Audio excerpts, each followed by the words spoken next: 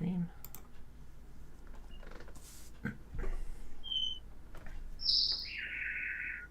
There's my bird.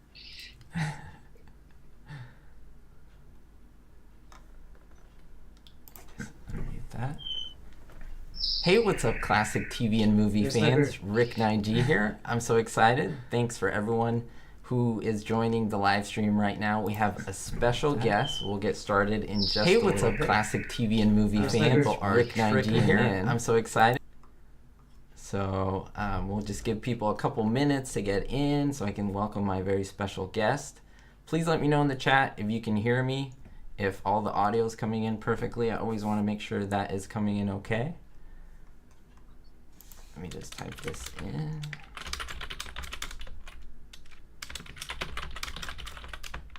All right. I have a very special live stream today. Very special guest. I'll tell you all about what we're doing. I know people are very curious, wondering what's going on. This is going to be fun. This is going to be super exciting. I want to start by thanking everyone who's already coming into the live stream. We see people starting to trickle in. This is great. This is awesome. Thank you, Johnny and Scott, for coming into the live stream. Yes? Okay, perfect. Welcome everyone to the live stream. People can hear me. It is my pleasure to welcome such a special woman. I'm grinning from ear to ear. I mean, because I'm excited. I'm the biggest fan here. Gilligan's Island creator Sherwood Schwartz. He was the creator of Gilligan's Island. I've talked about him so many times on my videos and in the live streams that I do, and I have the pleasure of having his daughter on the live stream to answer your questions, what you want to know about the show. You can ask in the chat right there. So I would say right now, ask questions. I'll go back, I'll kind of scour through them, get some good ones, and I'll share them with you. Thanks so much for coming on the live stream. Her name is Hope JUBER, and she is such a joy to be able to have on the live stream. Welcome. Thank you. Nice to be here. Aloha. There we go. And she's on the island. All of you know that I talk a lot in my videos, but this is about her. This is about her telling us her work and her being involved in Gilligan's Island. So thanks for everyone who is here and popping in. Can you tell us a little, Hope, about what your connection, obviously your father was a creator of the show, but you have even more connection to the show. Can you share that with us?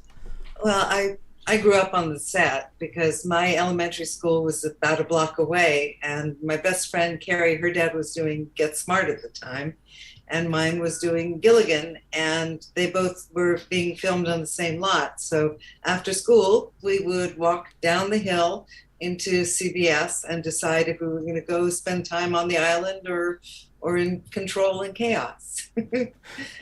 That's wonderful. Did you like Gilligan's Island more? Because I know you're a big, not just because your father did it, but it seems like there's just something about the show that you gravitate toward for some reason.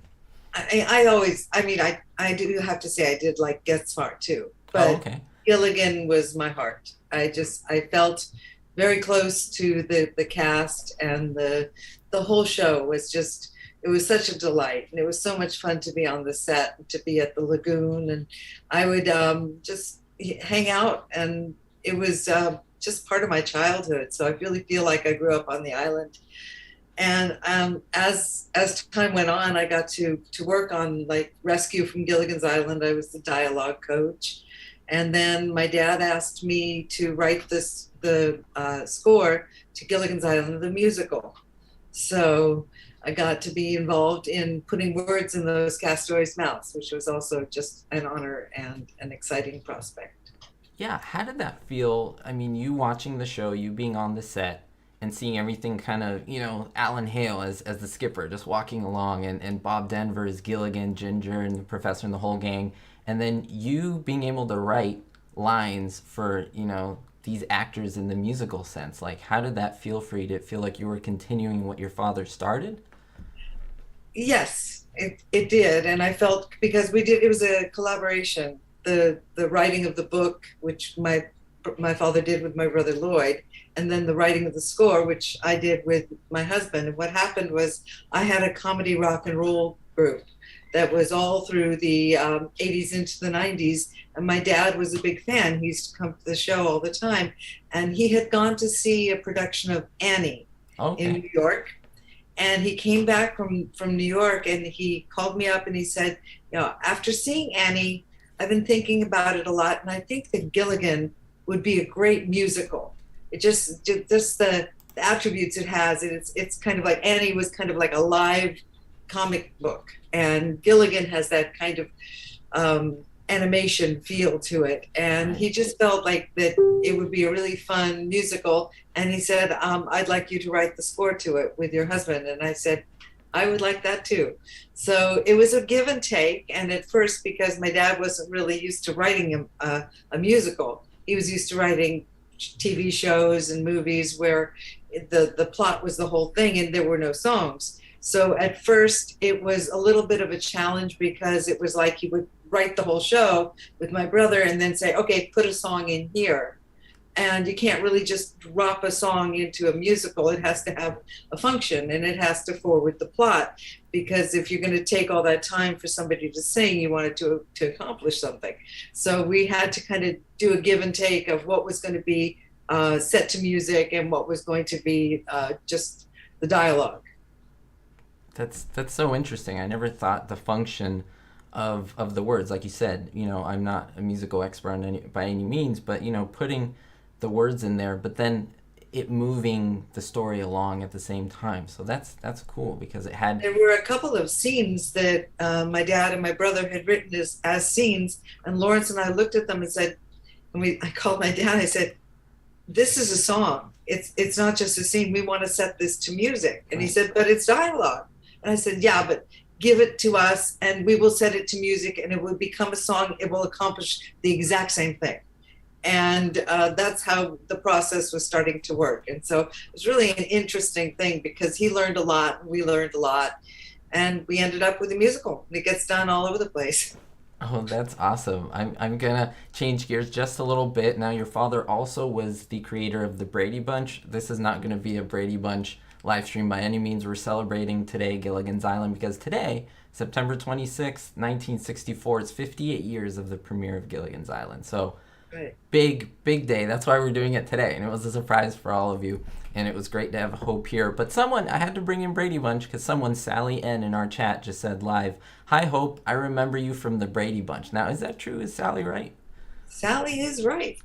I was on the Brady Bunch 4 times. I was in the Slumber Party episode. I was the girl that Marcia uninvited, and I cried about that. I'm still not over it, but I'm working on it.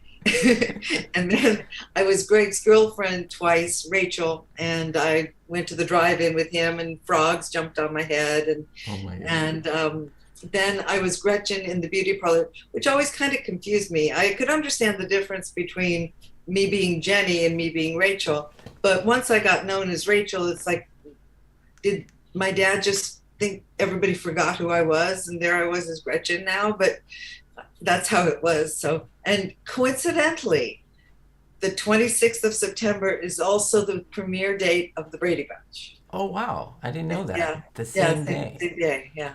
Well, and both. It's a good day for Dad, I guess. Yeah, good day for your dad, and very successful, because both shows are very successful in their own way and in their own market. But I know a lot of people who follow at least my channel and just are classic TV fans like both shows, and it's very great that they both came from him. Okay, more questions here. People are just going through the chat so much with all these wonderful questions. There was a really good one that I really want to see. Okay, Lee Beth asks, what is your favorite episode? And she adds, for me it was the one where they ate the radioactive vegetables. Hope, what is your favorite episode? I do love that one. The scene where she sees the boat is just one of the funniest scenes ever written, I think.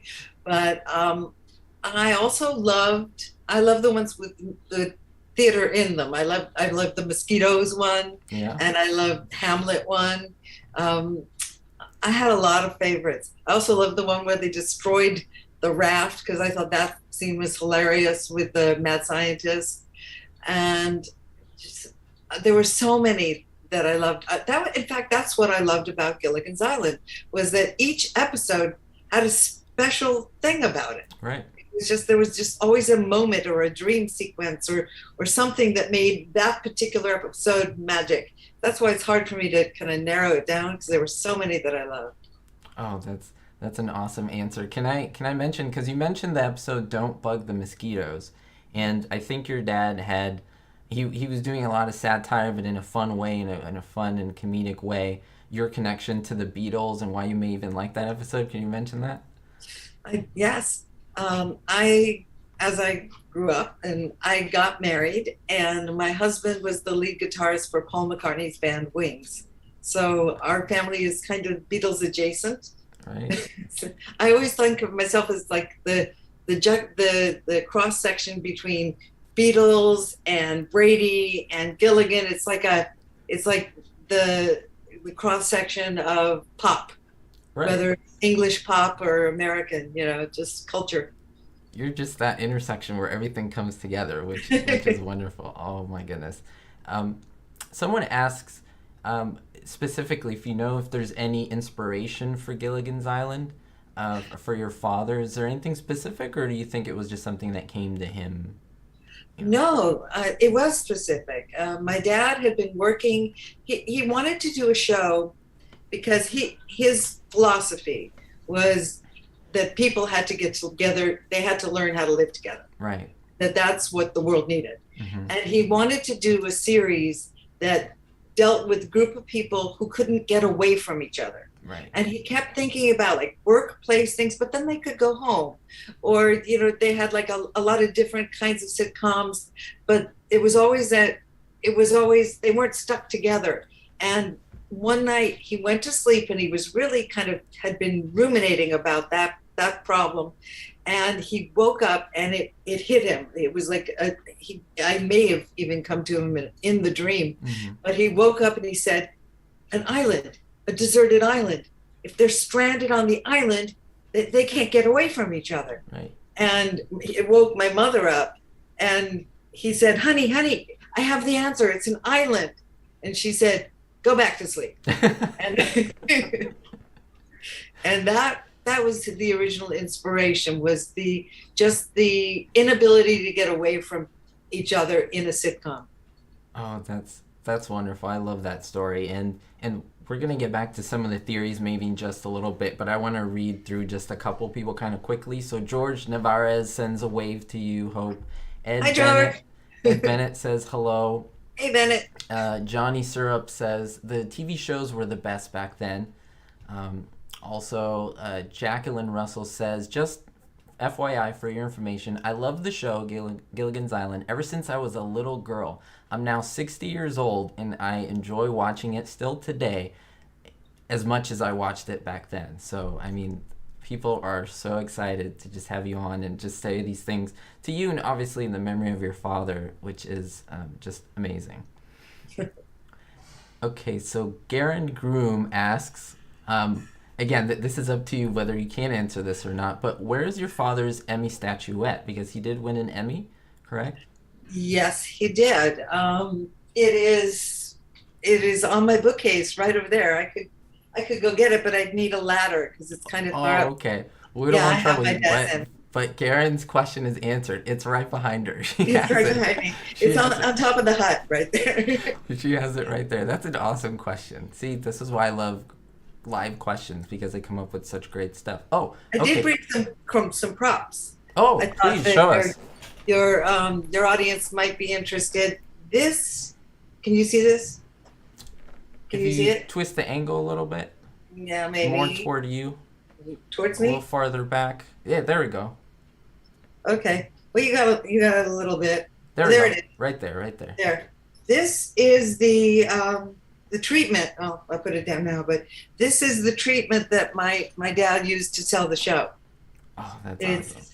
It's what he sat down and wrote, and he drew this picture of an island, and he took it into meetings, and that's what he used to sell the show.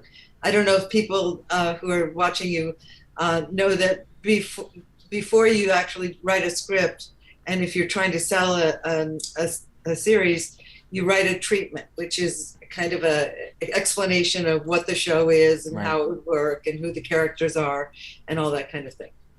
And that's where you see Willie Gilligan, because it was actually written there. So Dad always thought that Gilligan's first name was Willie. Right.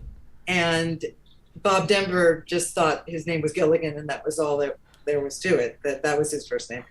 So they always had kind of a back and forth about that, which was fun. Oh, that's wonderful. I love that. And so you were amongst the cast, and so you got to at least see them visually, and that must have been strange because you weren't seeing it through a camera. You've even mentioned to me, we've talked before about this, how there were very little like behind the scenes photos taken of like the show. There are some online, I've seen them, but there aren't tons as other shows. So how was it to be amongst the cast? Can you kind of tell us the vibe and the energy and maybe who hung out with who and who maybe talked to you and just stories like that maybe you could share? Well, the cast was very close, and it was obvious from everybody who knew them that they did become like a family. They were very close, and Tina was a little aloof. She would always kind of be just a little away from everybody else. She'd sit there with a parasol so the sun wouldn't get on her, and but the others were always joking around and hanging out together. I know Russell would talk to Dawn a lot. They had a really good relationship, as did Bob. But Bob was a little more introspective. He was a little quieter, very smart man. You know, you have to be really smart in order to play the kind of character that he did. And he did it with wonder. I know that he felt very, very strongly that Gilligan, it wasn't so much that he wasn't like stupid, he was a child. Right. He was like total innocence. And that's what Dad wanted. But Alan was like, he was like a big teddy bear, and he was very warm, and he'd give you big hugs and almost lift you off the ground with it. And he was always calling. He had a funny way of speaking, I felt. He would call up, and I'd answer the phone, and he'd start in the middle of a sentence. It would be, I'd answer the phone, he'd say, another thing. I was thinking, you know, it was very quirky and funny to me. And he had the Lobster Barrel restaurant that we'd go to a lot.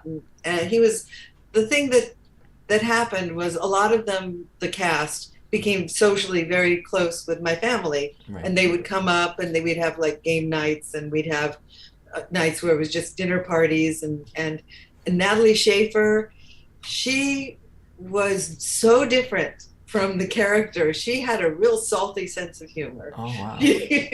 She would surprise you what would come out of Natalie's mouth. And Dawn was really close to me. Oh. And she always like took care of me. She would always come and greet me and sit with me. And I was always very envious of her attire. I loved her outfits. And I remember that I was really jealous of one that had little suspenders, and it was so cute. And I wanted one like that. And I said, "Where did you get your outfit?" And she said, I'll take you. We'll go find one like this for you. And so we went shopping, and we tried to find a little suspender outfit for me. And I was just a little kid, but it meant a lot to me. And they were just a wonderful group of people, you know. And Jim Backus, I was scared of him. And not that he ever did anything actually to scare me, but he had a very booming voice, a very big presence. And so I was always kind of a little intimidated by him, but he was joking around. He was really good improviser. He would always like come up with lines. And when I was working on the rescue show, because I was the dialogue coach, and I don't know if all your people know what a dialogue coach does, but it was my job to be familiar with every character and all the dialogue, and go to each character and read all the other parts and let each character rehearse, and so that they know their lines perfectly. And I would do that with each of the actors. And Russell was really meticulous. He wanted to be totally true to every word that he said, and it was important to him that he believed it. So I know he had conversations with my dad just saying, you know, is this possible? Is this invention possible? He wanted some basis of truth so that he could he could deliver it confidently. Wow, that's amazing. I thank you for sharing all of that because I mean we don't have a lot of these behind the scenes things that obviously happen to you like written in a book, and so I'm glad they're on the video and you shared all that, especially with Dawn and how close you were to her. I know she didn't have children and she always said she had an affinity for children, so that makes so much sense. We talked a little, as I mentioned, a little bit ago, and you had told me that there was something about writing the scripts for Gilligan's Island that was really difficult. In a sense, they never got off the island, right, on the series and the TV shows. But what was really difficult about each episode? Can you share that with us? They had to figure out a way to make it impossible for the person who left to not rescue them. Mm. And there had to be a reason. Okay. So they would have to come up with whether it was like the surfer who got hit on the head with the surfboard and he didn't remember, so he wouldn't know, or right. somebody was jealous and so they wouldn't report it, or like the mosquitoes, they didn't want the competition. There had to be a reason, and the writers would just struggle with that one because it's one thing to have somebody land, but when they leave to not report it, that just seems horrible. But there had to be some logical reason, even if it did stretch. It was Gilligan logic. Let's be honest. I mean, Gilligan logic doesn't always make sense in the real world. Right. But it had to, in its own world, in Gilligan, the Gilligan world, it had to make sense that the person who left would then not report it. That's awesome. That is so great. And when you mentioned that to me, I was blown away because I was like, that makes so much sense, because they had to work their way with that being the difficulty, that being the problem. Not that they couldn't get off the island, because they never could, but what's the justification for them or a guest star never saying anything, right? And so I love that. I love that you added that. So Starship Trooper, going back to the comments here, asks, do you get a smile when there are movies or other TV shows, for example, Galaxy Quest, and I'll add to his That 70s Show, that reference Gilligan's Island, whether in a song or in a movie? How does that make you feel when you see it or hear it? Totally delights me. I absolutely love it. First of all, Galaxy Quest happens to be one of my favorite movies. I could watch that movie over and over. I just think it's brilliant. Oh. But every time I hear a Gilligan reference, it's just so much fun. It's just I love that it continues on that way. Mm-hmm. And yeah, it's just, I think that there's a law that you either have to reference Brady or Gilligan in every movie that you do. I think that's probably written down somewhere, because it happens so often, and my dad would just get tickled by it. My dad got tickled by everybody's reactions. Right. And he loved it when like college students would write papers, trying to explain the logic and the philosophy behind things as if, it was like this very academic kind of thing. Dad loved that kind of thing. And even though, and this one, it's a myth. People like to say that the 7 castaways are the 7 deadly sins. Yes, everyone asks me. Yes, please. No, that had nothing to do with when he was creating the characters. There you go. He later said, maybe I should have, because people seem to like to make that, but it's a real stretch. I mean, you can't really shoehorn each of those characters into a particular deadly sin, and it really wasn't the inspiration at all. It wasn't based on that. But Dad liked when people thought about that too, and we would get a kick at. He loved to be happy, and he loved to make people happy, and things just tickled him. And so whenever he had like a wall full of cartoons, like political cartoons, they'd have cartoons about Gilligan. Right. He had a wall, he'd blow them up and put them on his wall, because he just thought it was great that it was continuing on and inspiring people and still creating laughter even in other genres. Amazing. That is so great. And so I'm going to leave it very open-ended here for you, Hope. Can you tell us anything? Because now it's the thing, whether people like it or not, it's the reality of today. Reboots, remakes, I am not someone who is big on them. I'm not against them by any means. I think they're good in their own way, and I'm very selective. But you've talked about the idea of a remake, or can you tell us anything about that? Maybe not a lot, but anything you can share with us? Well, I can say that I personally, My own feelings about reboots Right. are is if it continues the legacy and it introduces people. Sometimes a reboot will introduce somebody to something, That is and true. that it will give it new life. Mm-hmm. And they'll look back at the original. And usually, a reboot is not necessarily as satisfying as Right. the original. But if it continues the legacy of it, then I'm all for it. Mm-hmm. There's a lot underneath business wise with Gilligan that would be very difficult to overcome Right. for a reboot. It's just it's very complicated because there's underlying rights that are not just one entity. It's not just my family. And when you have so many different people who all have different ideas and everybody has to agree, it gets very complicated.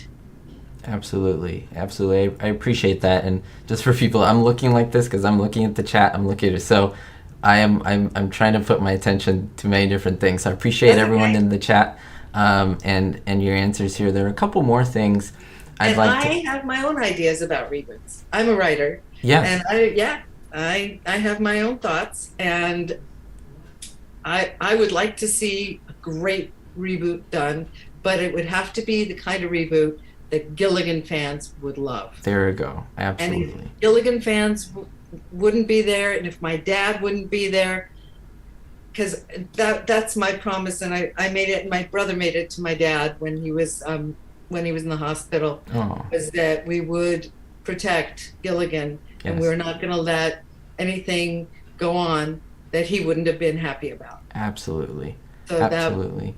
I that love that you mentioned that to me, that he, to honor his legacy and what he did, because the show was just so innocent and pure and funny, and it wasn't muddled by anything. What it had was comedy, and it made you laugh. And something I mentioned to you yesterday, I said maybe it's just me looking into things, but I noticed in the first season of Gilligan's Island, if you look through everything chronologically, in the beginning you see Mr. Howell and Mrs. Howell as, they're the cream of the crop. They didn't even want to be around, Gilligan and Skipper, and they were too high class for them. And, don't touch me, Gilligan, and stay away. And he used to do this.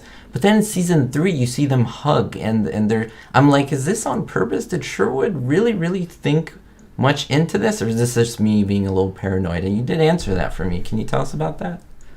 Well, I think that part of it were the actors themselves and them getting comfortable with each other and how that translated onto the show.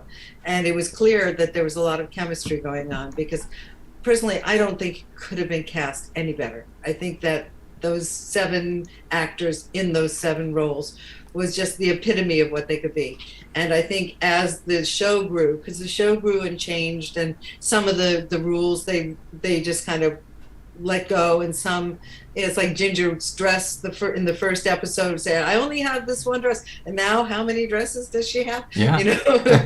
So that they would let things kind of make their own logic, and that's another thing that would tickle Dad, and which I love all the threads where people are trying to make it make sense and trying to make some kind of logic with this, and it just doesn't stand up to that kind of scrutiny, and I just think it's hilarious. Oh, absolutely. Do you think that the show could be, and this is someone asked this, I just saw it and it went through my mind. I'm going to mention the person just a little bit because I missed it. But do you think the show could be done today? Like if they were to make Gilligan's Island again, do you think it would work today, or was it like a 60s anomaly that just came out and just worked perfectly for that time? That's a very good question. I appreciate that question, but I think that it would depend on the take. Yeah. The take is like the basic idea for what the new show would be. And I think that there are ways to do it that could make it very satisfying and really fun in today's world. Absolutely. And that was Roger R. He asked that question. I found him again. So perfect. We have a couple more minutes, so I'll get probably one more question, and we do have to finish because we're limited in time. But if you love Hope and you want to see her back on, then maybe we can get her on in another forum, in another way, maybe another interview, because I'm not surprised that you all are asking so many questions, but people are just flooding the thing where we can't get to everything. So just so you know, it is It is out of control, but in a good way. And how? Well, you could also visit my website, Oh, please tell us. hopejuber.com. There we go. HOPEJUBER.com. That's me. Perfect. Right in the title, I put her name, so hopejuber.com. That's how you spell it, and very simple. We'll get to one more. Oh, yeah, so there were Alf episodes, right? An Alpha episode, and I believe a Roseanne episode. Roseanne, yeah. Anything you can tell us about that, just as we finish up here? Any link there on why they did that, or maybe reasoning there? Well, the Roseanne one was, there were a number of reasons. I knew a lot of the writers on Roseanne, and they were all Gilligan fans, and it was also shot on the Gilligan set. Right. That soundstage was the Gilligan set. Wow. And when they were talking about doing the episode, and they invited my dad. If you've seen the episode, you know he has a walk on at the end, and I was there. I brought my kids, and I was at the Roseanne set quite a bit because, as I said, I know a lot of the writers for that show, and that was a really fun one. I had nothing to do with the Alf one. I don't know how that came along, but I did know that Roseanne was a big Gilligan fan too. Oh wow. Yeah. That's awesome. I know people ask me about that all the time. So the fact that you were on the set a lot and that it was actually the same Gilligan's Island soundstage, right? That's no one would guess because the magic of Hollywood, they're able to dress it up in perfect way. So we have to cut here, but thank you so much, Hope Juber, for coming on to the live stream. So amazing. Thanks for all of the support. Everyone's saying thank you. They're waving. They're just sending their, hey everybody. their big thanks to you. Aloha. Aloha. And again, I'm having a ball here. In case you can't tell, no, this is so hard work. No, this is a pleasure for me. And thank you all so much for continuing to support Gilligan and be fans of the show. I'm so happy it's still bringing so much joy to so many people. And even my grandchildren, when they come over, all they want to do is watch Gilligan's Island episodes. Oh, that's fantastic. I love it. We'll give her the last word. Thanks, everyone. Be hopeful. Bye. Thank you for tuning in, and hopefully we can see you very soon. Bye-bye.